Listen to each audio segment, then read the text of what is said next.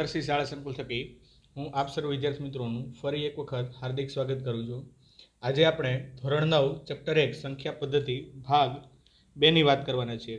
તો ચાલો વિદ્યાર્થી મિત્રો, આપણે આગળના લેક્ચરની અંદર આપણે સંખ્યાઓનો પરિચય મેળવ્યો હતો। પ્રાકૃતિક, પૂર્ણ, પૂર્ણાંક, સમય અને વાસ્તવિક સંખ્યાઓ એટલે કે એન, ડબલ્યુ, ઝેડ, ક્યુ અને આર। ત્યાર પછી આપણે સમય સંખ્યા કોને કહેવાય, અસમય સંખ્યા કોને કહેવાય અને ત્યાર પછી આપણે પાયથાગોરસના પ્રમેય વિશેની વાત કરી હતી। તો આજે હવે આપણે સ્વાધ્યાય 1.1 ના પ્રશ્ન 1 ની વાત કરીએ। તો એની અંદર તમને સવાલ આપેલો છે કે શું શૂન્ય એ સમય સંખ્યા છે, તેને p બાય q સ્વરૂપમાં લખી શકાય કે નહીં તે દર્શાવો।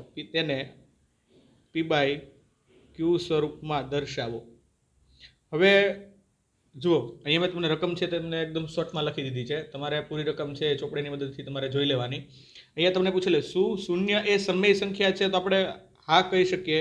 આપણે લખી દઈએ કે હા, શૂન્ય એ સમય સંખ્યા છે, તેને આપણે p બાય q સ્વરૂપમાં લખી શકાય। આપણે લખી શકીએ કે શૂન્ય ને અથવા તો 0 ને p બાય q સ્વરૂપે લખી શકાય। તમને એમ થશે કે આને કઈ રીતે લખાતું હશે, તો જો વિદ્યાર્થી મિત્રો, આને p બાય q સ્વરૂપ લખીએ તો 0/1 લખી શકીએ, 0/2 લખી શકીએ, 0/8 લખી શકીએ, ત્યાર પછી 0/-15 ... વગેરે કિંમતો છે એ આપણે લખી શકીએ। એટલે કે 0 ની છેદની અંદર કોઈ પણ સંખ્યા આવે તે આપણે સમય સંખ્યા સ્વરૂપે લખી શકાય છે। એટલે p બાય q સ્વરૂપે 0 ને લખી શકાય, એટલા માટે p છે તે સમય સંખ્યા કહેવાશે। ખ્યાલ આવે છે? p છે એ કેવી સંખ્યા કહેવાશે? સમય સંખ્યા કહેવાશે। ત્યાર પછી આપણે પ્રશ્ન નંબર 2 ની વાત કરીએ। તો આની અંદર તમને કીધેલું છે કે 3 અને 4 વચ્ચેની 6 સમય સંખ્યાઓ લખો। 6 સમય સંખ્યાઓ લખો। તો જો વિદ્યાર્થી મિત્રો, તમે સમય સંખ્યા વિશેની વાત તમારે ધોરણ 8 ની અંદર પહેલા ચેપ્ટરની અંદર જ આવી ગઈ। પહેલા ચેપ્ટરનું નામ જ તમારે સમય સંખ્યાઓ હતું। હવે આવા દાખલાઓ તમે ત્યારે જ શીખી ગયેલા છો। ફરી એક વખત તમને આ દાખલા શીખવાડી દઈએ। જો 3 અને 4 વચ્ચેની સમય સંખ્યા તમને કીધી એટલે અંશ અને છેદવાળી કોઈ પણ સંખ્યાઓ તમારે લખી દેવાની। રેડી? 3.1, 3.2, 3.3 આ રીતે પણ લખી શકો, અથવા તો તમારે કઈ રીતે કરવાનું, 3 અને 4 વચ્ચેની જો સમય સંખ્યા લખવી હોય તો તમારા બંનેના છેદ પહેલા સરખા કરી દેવાના। એટલે કે છેદમાં કોઈ સંખ્યા ધારી લેવાની। દાખલા તરીકે અહીંયા 3 અને 3/1 છે, તો આને કઈ રીતે લખશો? 3 × 7 અને 1 × 7। 6 સમય સંખ્યા કીધી એટલે એક સંખ્યા અગાઉ આપણે ગુણી દેવાની। તો કેટલા થશે? 21/7 કેટલા આવશે? 7। ત્યાર પછી 4 છે એટલે 4/1 લખાય, એને પણ સેમ ટુ સેમ બંનેના છેદ સરખા કરવાના થાય એટલે કેટલા આવશે? 7 × 28/7। તો આ બંને વચ્ચે આવતી સંખ્યા લખી નાખો, તે બંને વચ્ચેની સમય સંખ્યા થઈ। ખ્યાલ આવે છે? તો આપણે લખીએ કે 3 અને 4 વચ્ચેની સમય સંખ્યાઓ તો કઈ થશે? 21/7 અને 28/7 સિવાયની સંખ્યા, એટલે કે એની વચ્ચે આવતી સંખ્યાઓ તમારે લખવાની થાય। કઈ લખી શકશો? 22/7, 23/7, 24/7, 25/7, ત્યાર પછી 26/7 અને 27/7। જો મળી ગઈ તમને 6 સંખ્યાઓ। તમારે જેટલી સંખ્યા કે એના કરતાં એક એડ કરીને એને આગળ એટલે ઉપર નીચે તમારે ગુણી દેવાનું થશે। અથવા તો તમારે જો ડાયરેક્ટ લખવું હોય, અથવા તમારે જો સંખ્યા લખવી હોય 3 અને 4 વચ્ચેની, તો ડાયરેક્ટ તમે લખી શકો 3.1, 3.2, 3.3, 3.4 ... તમે કેટલા સુધી લખી શકશો? 3.9 સુધી કોઈ પણ સંખ્યા લખી શકો। એટલે 31/10, 32/10, 33/10 આ રીતે તમે આ રીતે સંખ્યાઓ લખી શકશો।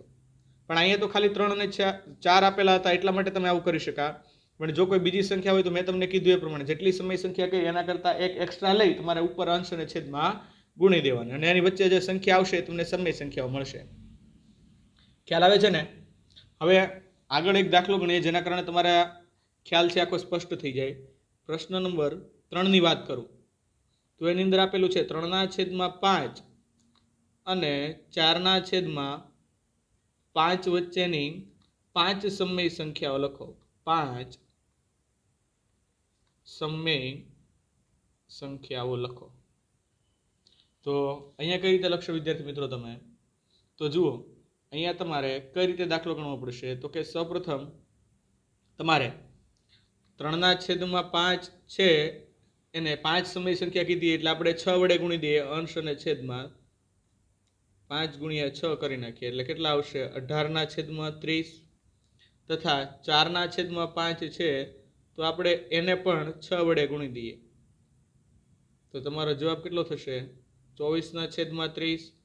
હવે હું લખું કે 3/5 અને 4/5 વચ્ચેની સમય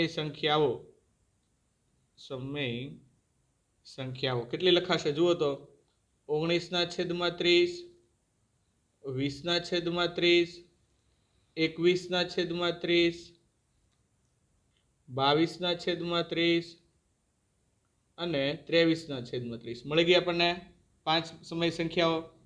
ખ્યાલ આવે છે? આ રીતે તમારે કોઈ પણ બે પદો વચ્ચેની ક્રમિક સંખ્યાઓ તમારે મેળવી શકાય, સમય સંખ્યાઓ.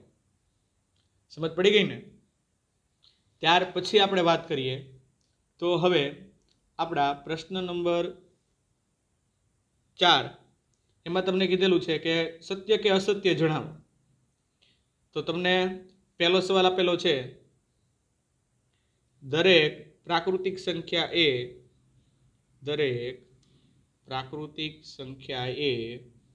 પૂર્ણ સંખ્યા છે. આ વિધાન કેવું છે? સત્ય છે. આ વિધાન સત્ય છે. શા માટે? તો કે જો પ્રાકૃતિક સંખ્યાઓની શરૂઆત થતી હતી 1 થી, પૂર્ણ સંખ્યાઓની શરૂઆત થાય 0 થી, એટલે તે પ્રાકૃતિક સંખ્યાના બધા જ ઘટકો છે તે પૂર્ણ સંખ્યાની અંદર આવી જાય. તેથી આ વિધાન કેવું થશે? સત્ય છે. શા માટે સત્ય છે? કારણ કે પૂર્ણ સંખ્યાનો દરેક અવયવ છે તે પ્રાકૃતિક સંખ્યાનો દરેક અવયવ છે તે પૂર્ણ સંખ્યાની અંદર આવી જાય છે. કારણ લખવું હોય તો આપણે શું લખી શકશું? લખી દઈએ કારણ કે n belongs to w, એટલે કે n ના દરેક સભ્યો છે તે w ની અંદર આવી જાય છે. દરેક પૂર્ણાંક એ પૂર્ણ સંખ્યા છે. દરેક પૂર્ણાંક એ પૂર્ણ સંખ્યા છે. હવે આવું વાક્ય કીધેલું છે તો આ વિધાન કેવું છે? અસત્ય છે. આ વિધાન અસત્ય છે. પૂર્ણાંક સંખ્યાઓની અંદર ઋણ 0 અને ધન બધી જ સંખ્યાઓ આવે. જ્યારે પૂર્ણ સંખ્યાની અંદર 0 અને ધન સંખ્યાઓ જ આવે છે. એટલે આપણે લખી શકીએ કારણ કે ઋણ સંખ્યાઓનો સમાવેશ પૂર્ણ સંખ્યાઓમાં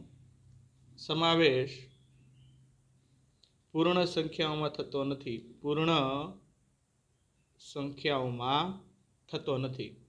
તેના કારણે દરેક પૂર્ણાંક સંખ્યા એ પૂર્ણાંક સંખ્યા એ પૂર્ણ સંખ્યા નથી. ત્યાર પછી દરેક સમય સંખ્યા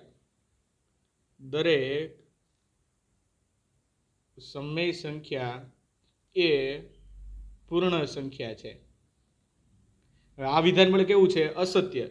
સમય સંખ્યા છે પૂર્ણ સંખ્યા ન કહી શકાય કારણ કે પૂર્ણ સંખ્યામાં અંશ અને છેદ વાળું સ્વરૂપ આવી જ ન શકે. ખ્યાલ આવે છે? સમય સંખ્યા એટલે કે અંશ અને છેદ વાળું સ્વરૂપ. આપણે લખી દઈએ આ વિધાન અસત્ય છે. આ વિધાન અસત્ય છે. ખ્યાલ આવે છે? કારણ કે અંશ અને છેદ વાળું જે સ્વરૂપ છે એ પૂર્ણ સંખ્યા ન કહી શકાય. આપણે લખી શકીએ કારણ કે પૂર્ણ સંખ્યાઓનું સ્વરૂપ અથવા તો પૂર્ણ સંખ્યાઓમાં કોઈ સંખ્યા p/q સ્વરૂપે ન મળે. તેના કારણે દરેક સમય સંખ્યા છે પૂર્ણ સંખ્યા ન કહી શકાય. ખ્યાલ આવી ગયો ને? કઈ રીતે તમારે કરવાનું હતું? તો હવે જુઓ, આપણે સ્વાધ્યાય 1.2 ની વાત કરીએ.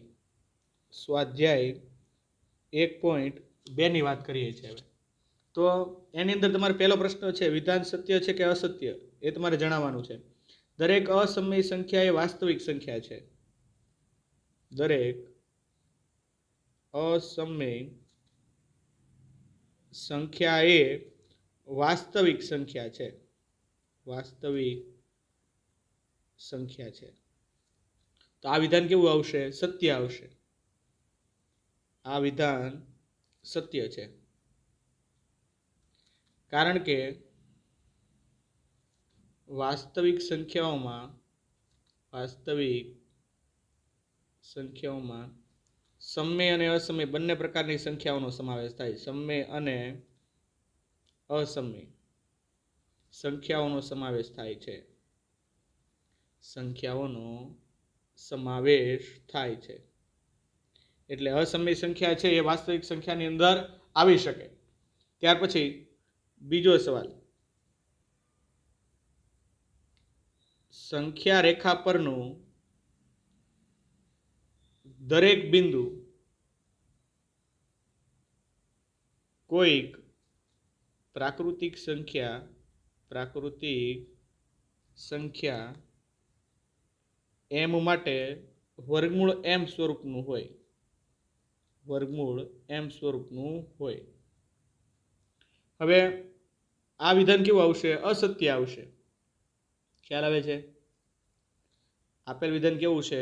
અસત્ય. આપણે લખી દઈએ કે આ વિધાન અસત્ય છે, કારણ કે સંખ્યા રેખા પર આપણે કોઈ પણ ઋણ સંખ્યા દર્શાવીએ એનું એ વર્ગમૂળ એમ સ્વરૂપની ન હોઈ શકે. ખ્યાલ આવે છે? આપણે લખી દઈએ, કારણ કે સંખ્યા રેખા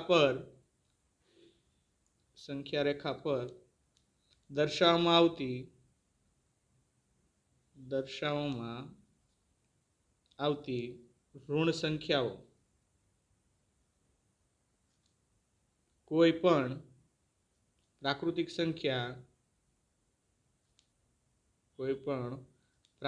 સંખ્યા એમ માટે વર્ગમૂળ એમ સ્વરૂપની ન હોઈ શકે. ખ્યાલ આવે છે? એટલે દરેક સંખ્યા જે તમે લખો છો, દરેક સંખ્યા રેખા પર દર્શાવો, તે હંમેશા વર્ગમૂળ એમ સ્વરૂપે હોય તેવું જરૂરી નથી. ત્યાર પછી ત્રીજા સવાલ પૂછેલો છે, દરેક વાસ્તવિક સંખ્યા એ અસમય સંખ્યા છે. દરેક વાસ્તવિક સંખ્યા એ અસમય સંખ્યા છે, અસમય સંખ્યા છે. હવે આ વિધાન પણ કેવું આવશે? ખોટું. શા માટે? કારણ કે વાસ્તવિક સંખ્યાની અંદર સમય અને અસમય સંખ્યાઓ આવે છે. ખાલી અસમય સંખ્યા જ ન હોઈ શકે, વાસ્તવિક સંખ્યાઓમાં અસમય સંખ્યા જ ન હોઈ શકે. તો આપણે લખી શકીએ આ વિધાન અસત્ય છે. આ વિધાન અસત્ય છે, કારણ કે વાસ્તવિક સંખ્યાઓમાં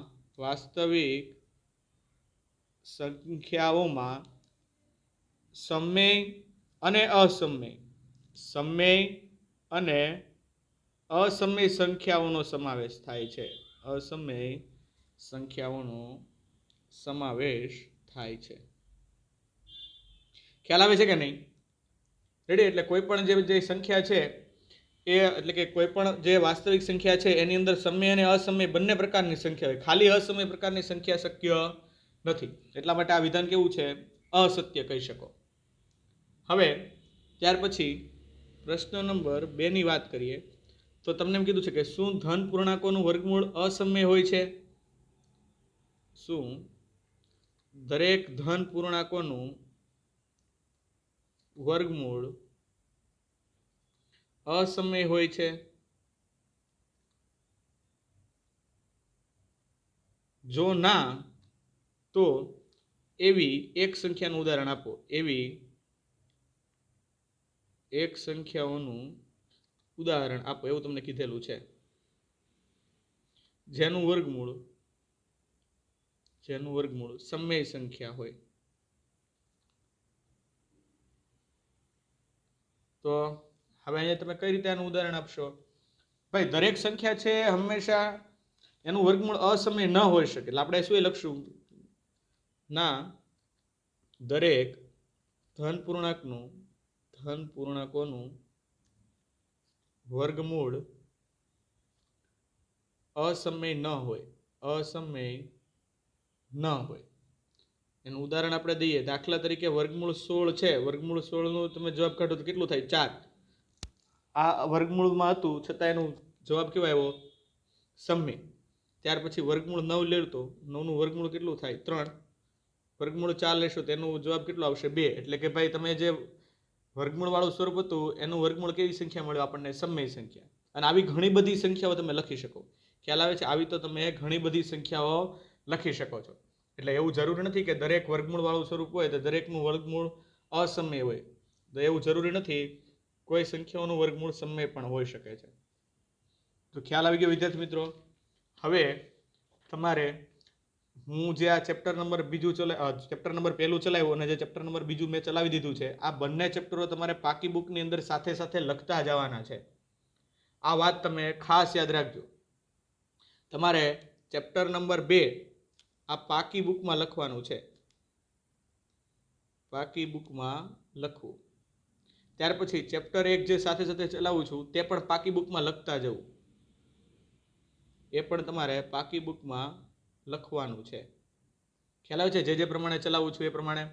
અને સાથે સાથે તમારે આજના હોમવર્કની અંદર જે તમારે ઉદાહરણ 1 અને 2 છે, ઉદાહરણ 1 અને 2 એ તમારે સાથે સાથે જ પાકી બુકની અંદર લખતા જવાના છે. કારણ કે અત્યારે મેં તમને જે સ્વાધ્યાયના દાખલા ચલાવ્યા ને એને અનુલક્ષીને જ આપણે ઉદાહરણના દાખલા સાથે સાથે ગણતા જશું, જેના કારણે તમારો આખો કન્સેપ્ટ છે તે ક્લિયર થતો જશે.